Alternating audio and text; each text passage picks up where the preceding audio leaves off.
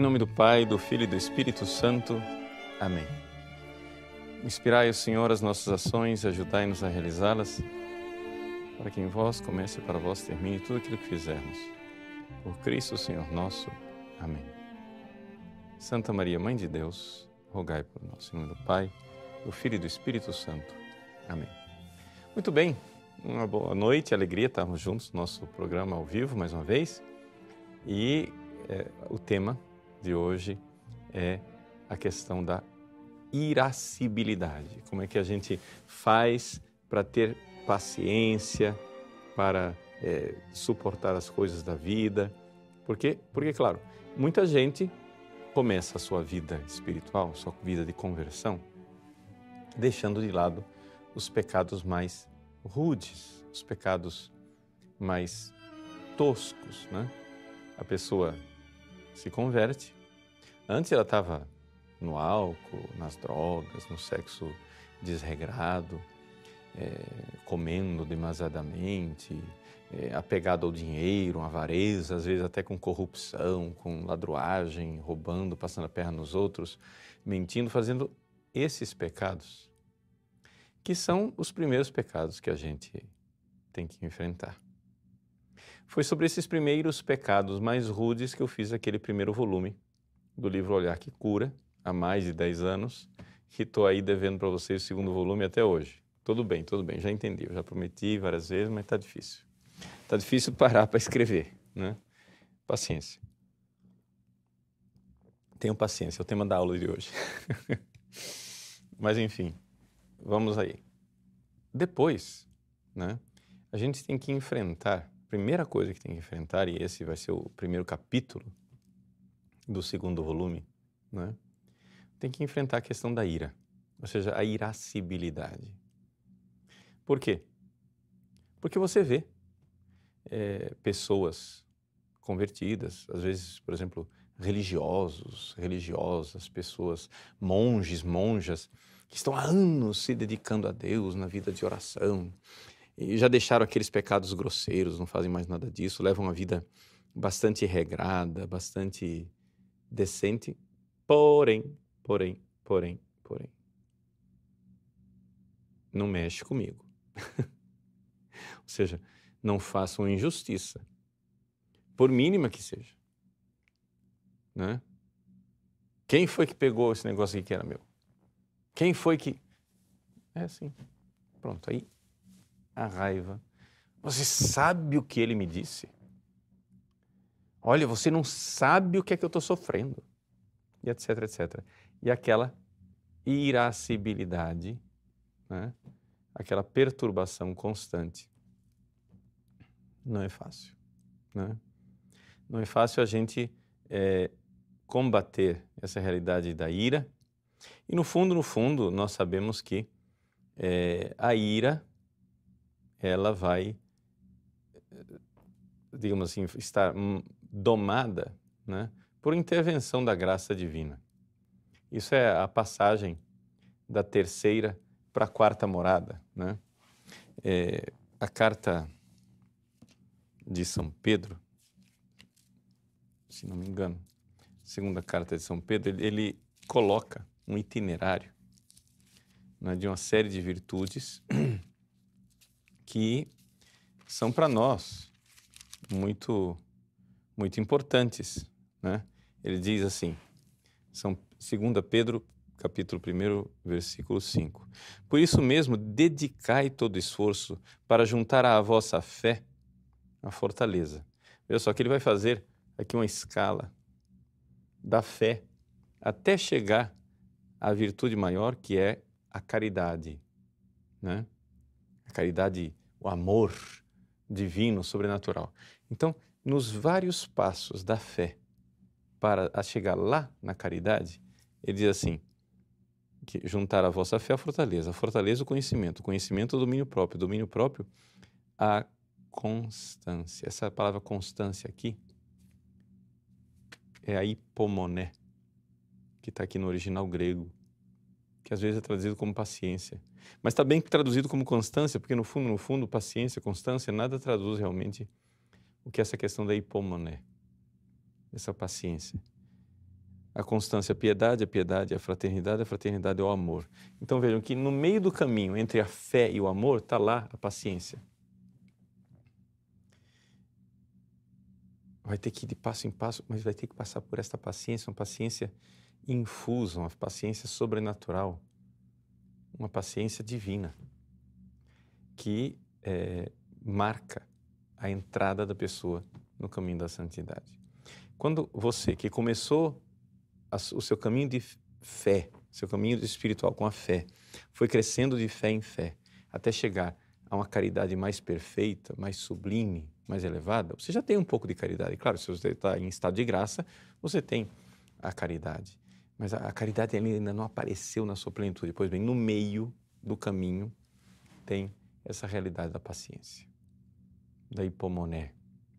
A realidade, uma outra palavra também para dizer isso, a mansidão, né? Jesus diz, aprendei de mim, que sou manso e humilde de coração. Santo Tomás de Aquino diz assim, que aqui Jesus resume toda a lei, porque a lei é o amor a Deus e o amor ao próximo. E o amor a Deus começa com a humildade, sou humilde de coração. E o amor ao próximo começa com a mansidão. Ou seja, você conter, né, a irascibilidade. Pois bem, até aqui, ótimo. Vamos, porém, dar os passos um pouco mais práticos, né? Porque senão a gente fica só na teoria, fica só tecendo louvores à paciência, mas não aprende a ser paciente. Bom, vamos lá. Qual é a coisa da paciência? Por que que a gente precisa deter, né, essa irritabilidade? Tá? Em primeiro lugar, vamos entender o que é a ira, o irascível, né? Se ele não sabe o que é, não vai saber como detê-lo. Se você for olhar, aqui estamos falando primeiro, em primeiríssimo lugar, de paixões, ou seja, de sentimentos, aquilo que nós modernos chamamos de emoções. Emoção é aquilo que move a gente, né? Nós somos movidos, né? Naquele filminho da Disney, né? Que no fundo é uma antropologia muito triste, aquele divertidamente, né? Que tenta mostrar a mente de uma pessoa com as emoções. Aí tem um personagenzinho que é a ira, aquele personagenzinho vermelho lá. Eu não assisti o filme, eu só vejo as propagandas, um pouco de YouTube, essas coisas. Um é a ira, outro é a alegria, outro é o nojo, outro é o medo e outro é a tristeza. Esses são os personagens da mente humana, segundo a Disney. A antropologia é muito pobre. Por quê? Porque isso daí, essas características são características dos animais, não é? O ser humano não é só isso. Não é só essas emoções, não é só essas paixões. Mas nós somos isso também, claro. Nós temos cérebro, então temos essas emoções também, mas nós temos coisas muito mais sublimes e superiores que a nossa alma. E mais sublime ainda se nós somos cristãos, porque nós temos um organismo sobrenatural. Deixa tudo isso de lado. Vamos voltar para as paixões aí, vamos voltar para os sentimentos, as emoções, que é uma parte animal com a qual a gente vai ter que lidar, a gente tem que aprender. Veja, se nós olharmos nosso mundo animal, ele deseja coisas. Então, é uma questão do desejo. Tudo começa com o desejo. Ou seja, tudo começa com o concupiscível, né? Com o desejo. Eu vejo um doce, eu desejo o doce.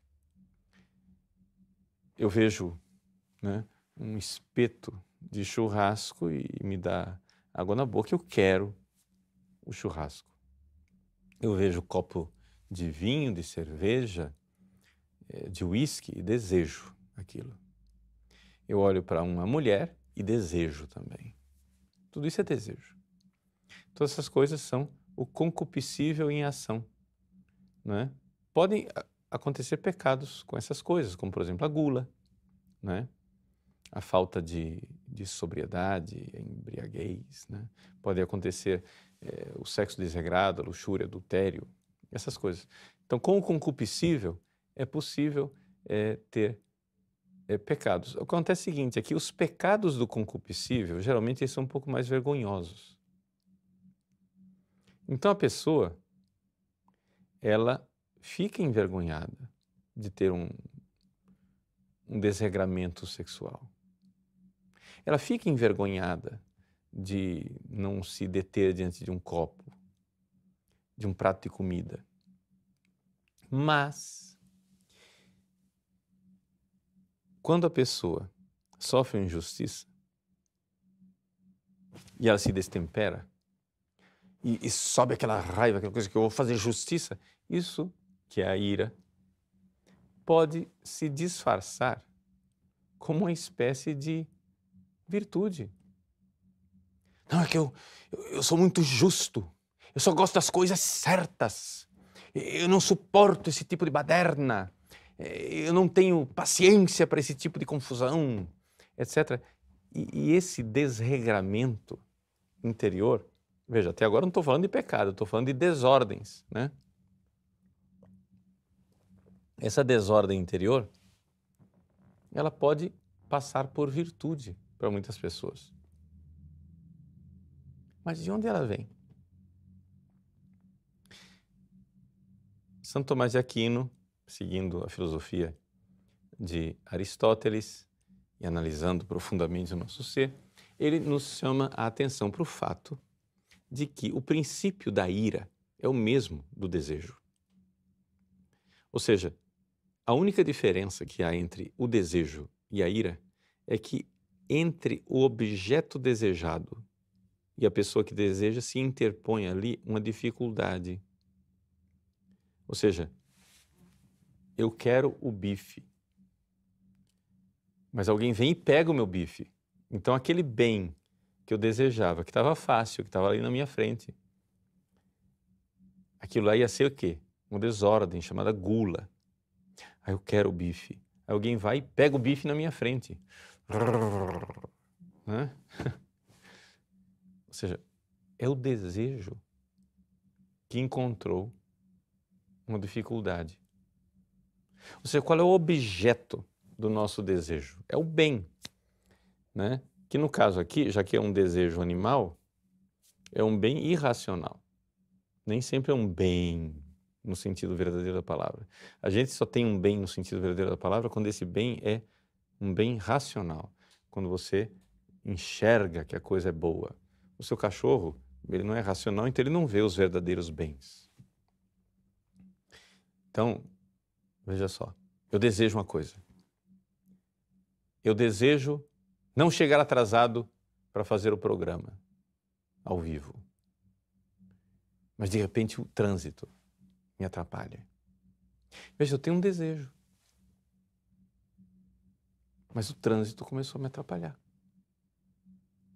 Então, aquele bem que eu tenho lá, que é o bem de chegar pontual ao estúdio para a transmissão ao vivo, aquele bem, ele começa a enfrentar dificuldades. Então, o que é que vira isso? Isso vira, então, uma raiva.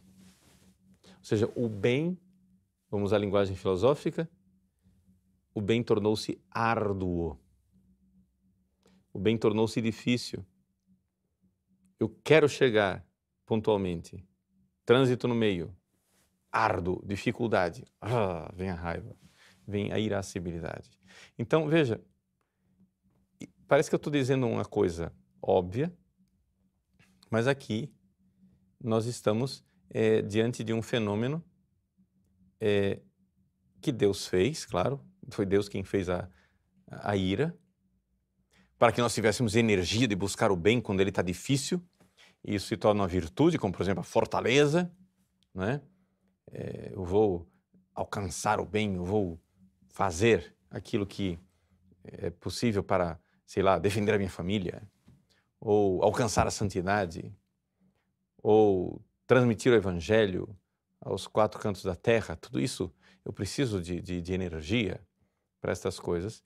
E a energia do irascível é uma energia interessante, uma energia boa, né? Ali a gente tem coisas boas. Você veja, por exemplo, quando você vai levantar um móvel pesado, você vai fazer força.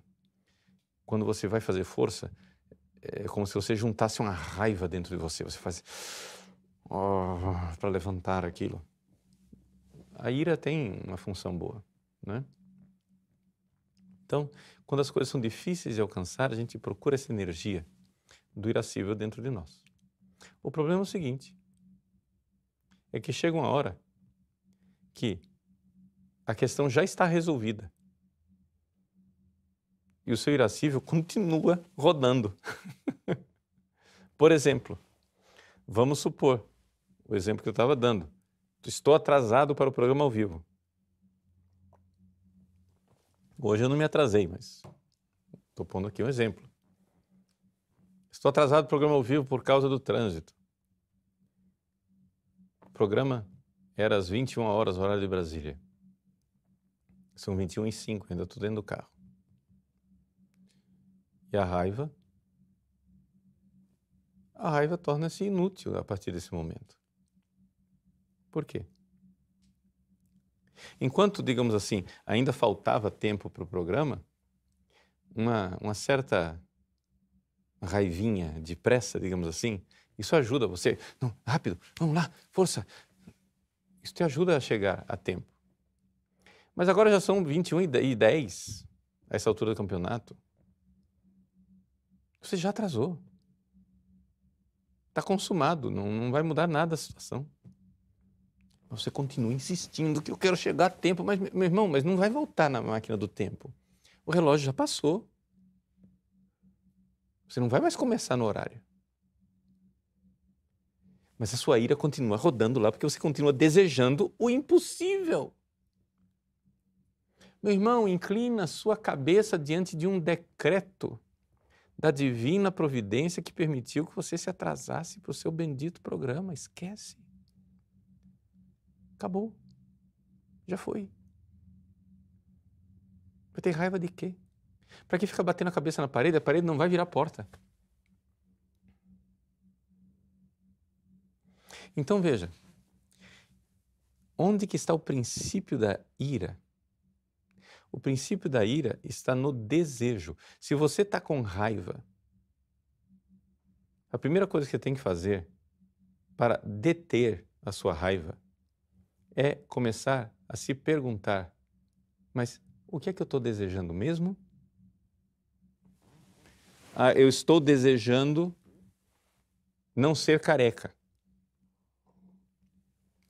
E estou com raiva porque eu sou careca. Bom, esse desejo é irracional. Porque um decreto da providência divina já permitiu que você fosse careca, Padre Paulo. Você já é careca, não vai voltar a nascer cabelo. Não adianta ter raiva. Então você tem que perguntar, quando você está com raiva, o que é que eu estou desejando? E muitíssimas vezes o que você está desejando já é um fato consumado. Vamos supor, o inimigo está atacando a sua família, um adversário, ladrões, assassinos, estão na porta da sua casa. Então você, valente, com a virtude da fortaleza, usa a sua ira para defender a sua casa. Vamos lá, e você defende. Bom, isso é uma raiva frutuosa, que coisa boa. Defenda a sua família. Porque o inimigo ainda está lá fora.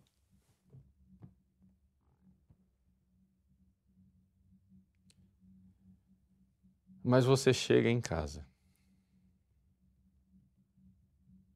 e vê a injustiça já feita, a sua casa já foi roubada.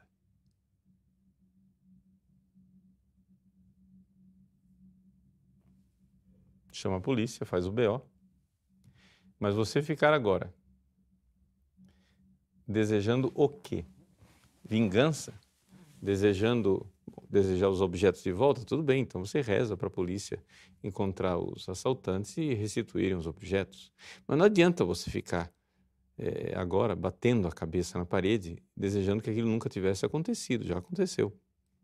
Então, se tem remédio, então vamos pôr remédio na coisa. Mas se não tem remédio, remediado está.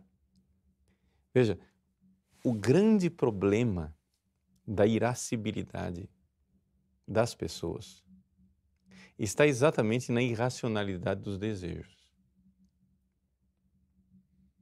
Pare de desejar o irracional. Pare de desejar o que nunca acontecerá. Eu queria nunca ter sido caluniado. Um desejo piedoso, até justo até, né? Mas se você já foi caluniado, meu irmão, aguenta. Porque a calúnia como diz São Felipe Neri, é como as penas de uma galinha espalhadas ao vento, não volta mais. Entende? Então, assim, existe injustiça nesse mundo, gente. Eu não estou dizendo que você deseja injustiça, nós não temos que desejar injustiça. Nós temos que desejar a justiça. Mas uma vez que nós nos deparamos com situações onde as injustiças já aconteceram, onde a situação já está lá, eu continuar alimentando esta energia que Deus me deu para mudar a situação, quando a situação já não vai ser mais alterada, é irracionalidade. Então, a primeira coisa, antes de falarmos como fazer espiritualmente para a gente lutar contra a ira, ter paciência, ter mansidão, antes de dar conselhos práticos, a primeira coisa muito prática que ajuda você é você começar a refletir e começar a enxergar que às vezes alguns bens que você está desejando a essa altura do campeonato são bens irracionais. Existem bens racionais que você pode desejar, e a gente luta, a gente vai. Então, por exemplo, vamos supor que nós fôssemos argentinos, né? E na Argentina, a Câmara dos Deputados já aprovou a descriminalização do aborto. Ainda falta o Senado. Como que faz? Eu vou ter raiva e desejar a morte de cada um dos deputados que votou? Se eu fizer isso, eu estou sendo tão assassino quanto eles, né? Que estão decretando a morte de crianças inocentes. Então, o que eu vou fazer? Bom, você pode fazer alguma coisa. Você não vota neles na próxima eleição. Acabou, você vê lá. Se os deputados da sua província aprovaram um aborto, você faz o seguinte, você tira o sujeito, né? Você não vota mais nele. Isso é uma decisão, mas veja, é que as pessoas às vezes não param para refletir o que é que eu posso fazer. E ficam desejando o mal para os outros e pecando contra a benevolência, cometendo pecados graves, né? Que podem, tirar você do estado, pode não, pecado grave vai tirar você do estado de graça. E a maior vítima vai ser você. Vamos supor, seu vizinho cometeu contra você uma injustiça, né? E aí você vai, e ao invés de ter paciência, de tentar resolver a coisa, de dialogar, procurar os meios para a solução, mas sem se irritar, o que é que você faz?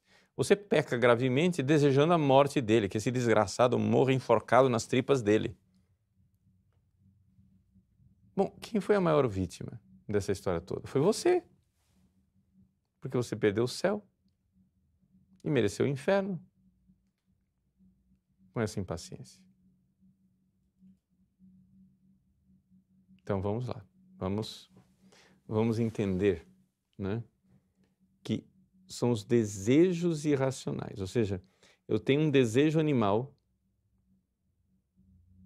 que, pela minha irracionalidade, pelo pecado original, vai se tornando às vezes desenfreado e eu só devo desejar aquilo que é o bem racional, aquilo que Deus desejaria, o que Deus quer mesmo. Então tem uma solução, vamos supor, uma pessoa cometeu injustiça contra mim, eu posso processar esta pessoa e tentar resolver aquela injustiça, até mesmo para manter a ordem social, porque, afinal das contas, se todo mundo deixa que os injustos e os maus prevaleçam, a sociedade perece. Então se diz assim, olha, eu até que não ligo para o mal que essa pessoa me fez, mas vamos supor, uma pessoa vai e comete contra mim, Padre Paulo Ricardo, enquanto sacerdote, uma grave injustiça, me processa, me calunia, etc. e tal. Eu, por virtude cristã, por amor a nosso Senhor Jesus Cristo, posso até perdoar. Mas eu devo pensar no bem da igreja e digo assim, olha, fizeram isso contra mim. Isto não estão fazendo contra mim por causa dos meus belos olhos, estão fazendo porque eu sou padre, por ódio à igreja. Eu tenho um dever de processar essa pessoa e de buscar a justiça pelo bem da própria igreja. Eu não posso ficar quieto. Eu não posso deixar o mal prevalecer. Então eu vou usar, né, toda a virtude da fortaleza, etc. e tal. Enquanto isto, interiormente, pacientemente, verdadeiramente, eu devo suportar aquelas ofensas por amor ao reino dos céus. Você vai dizer, padre, isso é contraditório. Não. Veja, se eu fosse uma pessoa isolada, sem nenhum encargo público, vamos supor, você é pai de família. Se você é pai de família e você está sofrendo uma injustiça, uma pessoa, um injusto agressor, vai tirar a sua vida, você não tem o direito de se oferecer e dizer, Senhor, esse injusto agressor vai cometer um pecado grave. Se eu me defender e tirar a vida dele, ele vai para o inferno. Eu estou em estado de graça. Ele está em pecado mortal. Se nessa luta aqui, um dos dois morrer, bom, prefiro eu morrer, porque eu estou em estado de graça. Eu sei que posso ir para o purgatório, mas na misericórdia de Deus eu estou salvo. Eu ofereço a minha vida heroicamente para que esse sujeito cruel, indecente, injusto sobreviva e ele tenha tempo de se converter e morrer em estado de graça. Isso seria um heroísmo? Sim, se você é uma pessoa isolada no mundo. Mas se você é pai de família, não, você não pode fazer isso. Porque você tem mulher e filhos que dependem de você. Se você é o príncipe que governa aquele estado,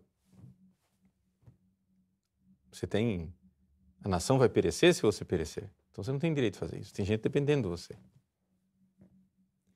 Se você é um pai espiritual e tem gente dependendo de você, você não pode fazer isso. Mas, se você for uma pessoa isolada, que ninguém depende de você, você pode se oferecer. E aí você se configura ao Cristo, se entrega e morre pelo injusto agressor. Veja como as coisas são um pouco delicadas, mas é interessante você entender como faz parte, não é, da virtude da paciência e da mansidão buscar o bem racional, não é? Então, por exemplo, Você tem um filho. Você está educando esse filho. Agora veja, se você vai corrigir todos, absolutamente todos os pequenos defeitos do seu filho, um por um, de uma vez só, a sua vida e a vida do seu filho vai virar um inferno. Então você tem que refletir racionalmente, vendo, nossa, é uma criança difícil, tem temperamento, né? Vocês sabem que as crianças têm temperamento, têm temperamentos mais dóceis, mansos, temperamentos que são mais espoletas, mais, né? Paciência, tem crianças que são uma verdadeira provação. Bom, você como mãe, como pai, o que é que você vai fazer? O que é que você vai fazer? Você vai educar aquela criança. Mas para educar aquela criança, você tem que buscar o bem racional. Puxa vida, sendo tantos pequenos defeitinhos, o que é que eu preciso primeiro, em primeiro lugar, colocar? Bom, precisamos primeiro estabelecer o princípio de autoridade. Essa criança tem que entender que não é não. Para que ela se detenha, tem uma barreira. Mas ela tem aquele pequeno defeito, aquele outro lá, etc. Não, primeiro eu estou aqui com uma função, uma coisa mais determinante. Ela precisa entender a autoridade. Precisa entender que, uma vez que está dito não, para o bem dela, eu não vou dizer muitas vezes não, vou dizer poucos não, mas quando eu disser não por uma coisa importante, ela tem que entender o princípio da autoridade. Pronto. Então vou ensinar uma coisa. E aí, você vai educando a criança. Né? Porque você estabeleceu um princípio de autoridade na sua família. Mas querer que a criança, de repente, da noite para o dia, fique a criatura mais dócil, comportada, né, que se comporte perfeitamente nos ditames da etiqueta francesa mais requintada, isso daí acho que você está querendo ir mais de uma vez só. Então você vai ter que ter paciência. Ou seja, paciência é um aspecto da virtude e da fortaleza. O que é mais duro para um soldado? Ele aguentar numa trincheira úmida, né? O barulho constante dos tiroteios, das bombas, etc., durante dias e dias a fio, está lá aguentando aquela má nutrição, passando frio, na umidade, pegando o pé de trincheira, etc., tudo aquilo. Ou você ter a fortaleza de, num momento que dura 5 minutos, ir à carga e fazer um ataque ao inimigo. É muito mais duro e difícil a paciência de aguentar dias a fio na trincheira. Então, é necessário que a gente compreenda que, se nós queremos alcançar a caridade, o amor perfeito, a santidade que Jesus quer dar aos seus santos, entre a fé com a qual a gente começa, de fé em fé, e a caridade que virá inflamada lá na quarta morada, no meio, você tem a paciência. No início, uma paciência muito ativa, sua. Claro que se você está em estado de graça, ela é também infusa, mas tem muito da sua iniciativa, tem muito da virtude humana. E você vai ter que ter paciência. Você vai ter que ter paciência com você. Porque às vezes você não é do jeito que você é, não reage do jeito que você é. Você vai ter que ter paciência com sua esposa, com seu esposo, com seus filhos, com seus colegas de trabalho, com o trânsito da cidade, com o clima da cidade.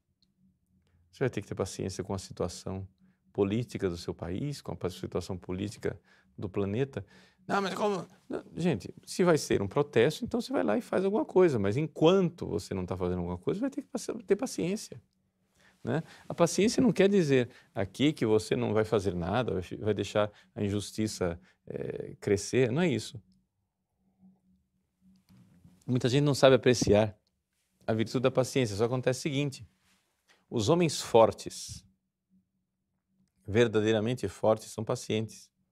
Porque não adianta nada você ser um guerreiro destemido, mas que na hora do convívio com as pessoas, você demonstra a terrível fraqueza da sua impaciência. Ali você mostra toda a sua fraqueza. A impaciência, gente, é uma humilhação. Diante das pessoas, você mostra a sua falta de fibra. Então, a gente vai ter que pedir a Deus a paciência, e a forma de nós alcançarmos a paciência, em primeiríssimo lugar, é uma fé sobrenatural no amor de Cristo manifestado na cruz. Então, meditar sobre o Cristo na cruz, meditar sobre o Cristo paciente e obediente, manso e humilde de coração, que carrega a sua cruz até o fim, por amor a mim. Então, por amor a Ele, eu posso fazer e viver isso. Eis aí o recadinho prático que a gente pode dar para você. Você quer ter paciência? Então, tenha paciência por amor a Cristo. O que é que está afligindo você? O que é que aflige você no dia a dia? É o seu próprio corpo? Por exemplo, as mulheres, de uma forma geral, né, elas têm uma ocasião maravilhosa de paciência, que é o próprio corpo delas. Se nós, homens, vivêssemos as alterações hormonais que as mulheres vivem ao longo do mês, o mundo viveria em guerra. Desculpem. Mas é a grande realidade. As mulheres, muitas vezes, precisam exercitar enormemente a paciência consigo mesmas. Porque o próprio corpo é fonte de inquietação. Isso acontece com os homens também, mas é muito mais frequente, né, com as mulheres, por causa do próprio corpo, dos ciclos hormonais, né? E ali você tem que ter paciência com você.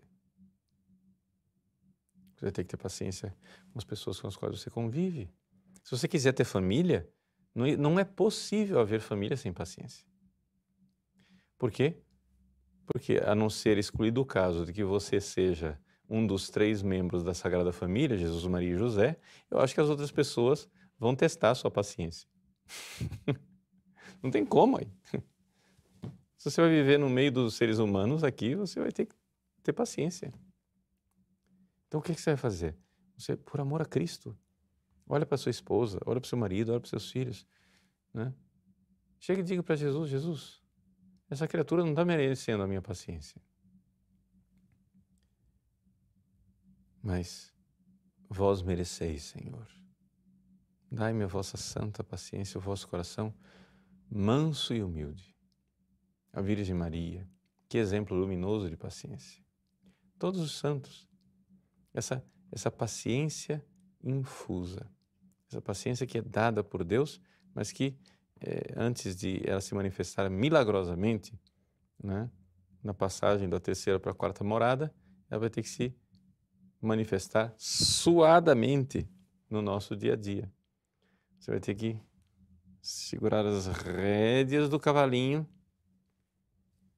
e racionalmente refletir sobre aquela situação e procurar o bem racional.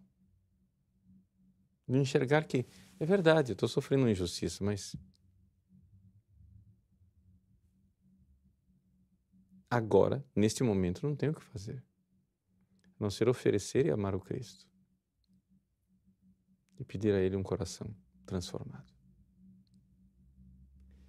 Então é por isso que nós dizemos: Jesus, manso e humilde de coração, fazei o nosso coração semelhante ao vosso.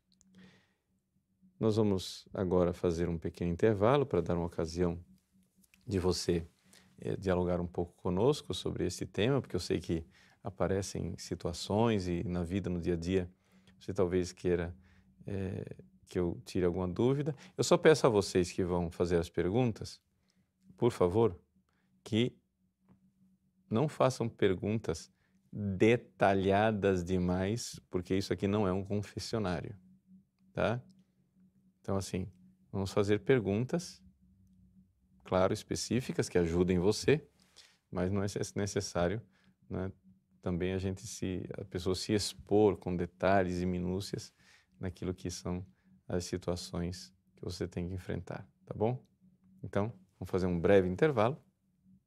Põe aí a sua pergunta no chat ao lado e a gente volta já. Muito bem. Vamos então responder algumas das perguntas de vocês. Vou começar com a pergunta do Rafael, que é muito boa. Ele diz assim: Padre, como educar uma criança sem demonstrar irritação diante dos seus erros? Veja, Rafael, às vezes é necessário demonstrar irritação.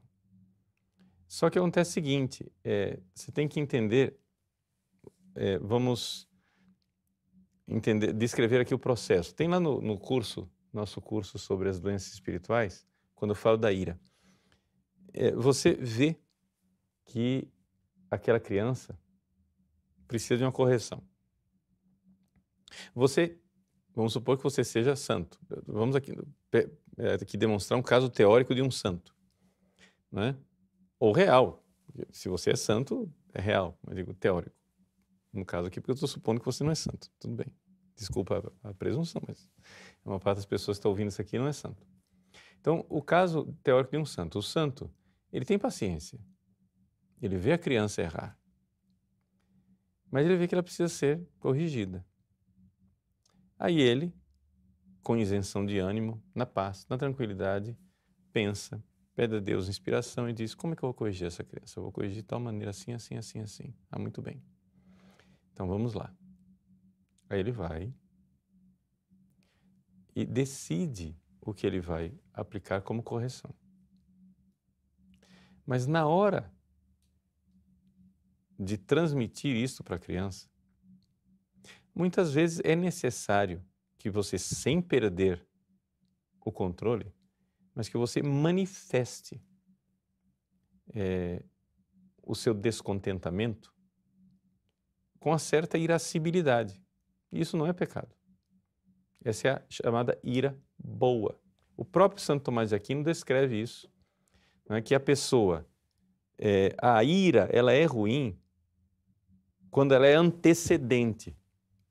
Ou seja, quando você, na hora que você está julgando a coisa, você está tão irado que você não está enxergando nada. É como aquele exemplo de Sócrates, né? Sócrates uma vez ficou irritado com um escravo e ele, que era um filósofo virtuoso, olhou para o escravo e disse assim: se eu não estivesse tão irritado, eu bateria em você. Ou seja, eu preciso primeiro recobrar a paz, ficar tranquilo, meditar, ver se o que eu estou fazendo é adequado. Quando eu vejo aplicada a virtude da clemência, que é aquilo que refreia o castigo, eu vou e aplico o castigo. Mas na hora que eu estou com raiva, a pior coisa é você castigar a pessoa na hora que você perdeu a noção da raiva. Porque você está fora, você está desordenado. Aí você não está em condições de castigar a pessoa, não é? Então, assim, no caso aqui, que eu estou falando com crianças, não estou mandando bater. Mas estou dizendo que é necessário punir, é necessário limitar. Então, muitas vezes, para punir e limitar, Rafael, né, principalmente por ser criança, a gente muitas vezes precisa manifestar uma certa severidade. Então, você precisa fazer um rosto um pouco mais sisudo, né? Olhar para a criança e dizer: olha, assim, não. Assim papai fica muito triste com você. Você não faça isso. Por quê? Porque se você ficar com aquela ataraxia estoica, né? Com a piadinha do pedagogo estoico, né? Que estava com as pernas levantadas assim, em cima de um escabelo, e o menino brincando de cavalinho em cima dos joelhos dele. Aí o menininho pulando em cima do joelho E o pedagogo estoico: menino, não faça isto. Você irá quebrar os meus joelhos. E o menino quebrando, pulando. Eu já lhe disse para não fazer isso. Porque se você continuar, você está forçando as minhas pernas e você vai quebrar os meus joelhos. E o menino continuou pulando. Plac! Eu não lhe disse que você ia quebrar os meus joelhos? É a ataraxia estoica, né? Ou seja, o sujeito assim, imperturbável. Isso não é cristão, tá? Essa imperturbabilidade estoica não é a paciência cristã. A paciência cristã, não é? Ela é movida pela caridade. Então, se a caridade me leva verdadeiramente, uma vez que eu, na paciência, refleti a forma de agir, eu posso e devo, não é? Fazer as coisas. Outra pergunta. Pergunta do Anderson. Padre, o que seria santa ira? Como diferenciar de uma ira comum? Uma outra pergunta. Qual seria a diferença entre mansidão, passividade e negligência? Salve Maria. Salve Maria, Anderson. Olha, bom, primeira coisa, a história da santa ira, não é? É um atributo divino. Alguns santos,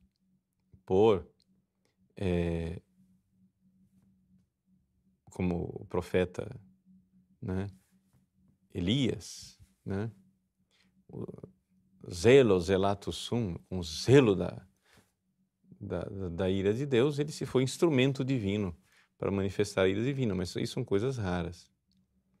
A santa ira é um atributo divino. Os santos podem participar desse atributo, mas é uma realidade para os santos. Nós, que somos principiantes nesse caminho, é melhor refrear a ira na hora do juízo e só aplicá-la daquela forma que eu coloquei aqui. Só quando você tiver realmente objetividade no julgamento das coisas, é que depois, se cabe a você aplicar algum limite, punição, correção, você o faça aplicando a ira. Mas é um processo que, para nós, principiantes, é bastante arriscado, não é? Então, muito cuidado, porque a gente vê muitas vezes, né, nesses comentários de internet, etc. e tal, as pessoas dizendo que estão fazendo certas coisas por zelo à casa de Deus, mas no fundo, você vê ali que tem um pecado contra a benevolência. E alguma daquelas pessoas não dá para a gente julgar, porque não dá para ver o coração, mas que dá para suspeitar, dá, né? Que a coisa ali está bem destemperada, né? Muito bem. Então, perdi aqui o fio da meada. O William, para uma pessoa irascível, basta um tratamento de doenças espirituais ou alguns casos a psiquiatria também ajuda? Como saber a diferença? Olha, William, acontecem casos realmente em que a irascibilidade é uma perturbação psiquiátrica, né? Mas isso daí é um campo que deveria se confiar verdadeiramente num bom psiquiatra. O que acontece é o seguinte, é que às vezes, dependendo, né, do profissional, se abusa muito desses medicamentos quando era simplesmente uma questão de virtude, não é? Ou seja, deve-se usar com cautela, mas é possível usar, não é? Como distinguir as duas coisas? Eu acho que aqui a gente tem que confiar mais num psiquiatra, porque trata-se realmente da questão das alterações, né, de uma pessoa. Então, assim, ira todo mundo tem que ter, né? Ou seja, ninguém Deus não deseja que ninguém seja um repolho, né? Mas, então não se trata assim de lobotomia, né? O sujeito, pronto, fica, né, em paz, mas Mas existem casos realmente, então não se descarte essa realidade de que algumas pessoas realmente, né, têm uma tal alteração que precisam também de um auxílio psiquiátrico. Danilo, como ter paciência na vida comunitária com irmãos que não procuram se esforçar por uma boa convivência? Olha, Danilo, o que acontece é o seguinte, os santos padres nos recordam que a vida comunitária é a maior conversão, não é? A frase de São Basílio Magno que ficou conhecida aqui, né, vita communis maxima penitência. A vida comunitária é a maior penitência. Na verdade, a palavra penitência aqui tem que ser bem interpretada. Trata-se de maior conversão. Ou seja, a vida eremítica é uma vocação muito rara. Se você não tiver a quem perdoar, como é que você vai ser humilhado e vai matar o homem velho? Se você não tiver a quem lavar os pés e servir, lembre-se que Jesus não perguntou se Judas era gente boa. Ele lavou os pés de Judas, não é? E portanto, os santos, todos eles se santificaram exatamente porque não tinham florzinhas para conviver, né? Santa Catarina de Sena teve a mãe dela que era tremenda, né? Um negócio assim absurdo de convívio. Santa Teresinha do Menino Jesus tinha as irmãs do convento, que a gente fica pensando lá que, nossa, né, no mosteiro, as carmelitas, só deve ter santinha lá dentro, né? Tudo bem, né? Mas a Madre Maria Gonzaga não é que fosse flor que se cheira, né? E outras cositas más. Então, assim, o Padre Pio, com todas as calúnias, perseguições, dificuldades que esse homem viveu, você vai dizer o quê? Que se você vai esperar irmãos que procurem se esforçar para uma boa convivência, Danilo, quanto pior é a pessoa com a qual você convive, melhor para você. Por quê? Porque é a ocasião que você tem de matar o homem velho que está dentro de você. Me desculpe dizer isso, mas é a grande verdade. Então, vita communis maxima penitência. A vida comunitária é a maior conversão. E exatamente por causa da vida comunitária, que os santos padres chamam de fornalha da Babilônia, a vida comunitária é a fornalha da Babilônia, porque é lá que as paixões desordenadas são realmente, né, trabalhadas. Então, meu irmão, Nossa Senhora te dê o dom da paciência na vida comum. Wellington, boa noite, padre. Qual penitência posso fazer para oferecer a Cristo para aquietar a minha ira? Wellington, a primeira coisa que você tem que fazer é, na oração, dizer sim às cruzes que já aconteceram e pedir a graça para as cruzes que virão. Então, por exemplo, o carro furou o pneu. Estava muito quente, você estava atrasado, um sol tremendo. Você trocou o pneu, chegou todo sujo, atrasado, transtornado, impaciente, com vontade de xingar e dar coice em todo mundo. Quando chega no fim do dia, de noite, você se lembra, vai fazer seu exame de consciência e você diz, nossa, o carro furou o pneu e eu nem me lembrei de Jesus, não me lembrei de oferecer nada por ele, de amar Jesus naquele momento. Então você vai e diz assim, Jesus, já aconteceu lá, eu perdi a ocasião. Eu quero te pedir, Jesus, recebe aquela impaciência lá